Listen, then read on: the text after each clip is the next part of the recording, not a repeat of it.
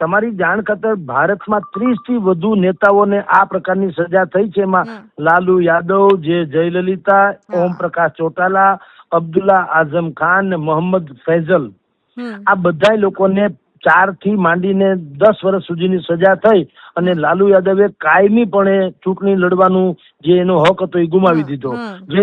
જે લલિતા હતા તો એને સીએમ પદ ગુમાવવું પડ્યું હતું.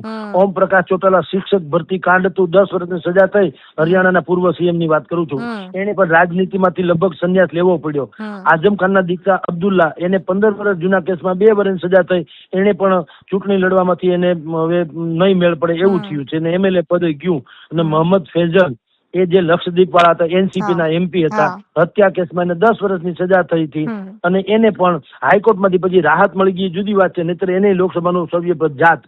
એટલે કોઈ પણ રાજનેતાને રાજકીય સંન્યાસ આવો પોસાય તેમ નથી. એટલે ચૈત્ર વસાવાને પણ હવે જો ધારો કે આને આ ચુકાદો એમનેમ રહે તો તમારી જાણ ખાતર એ 6 વર્ષ સુધી ચૂંટણી લડી ન શકે અને અત્યારનું ધારાસભ્ય પદ પણ ગુમાવે.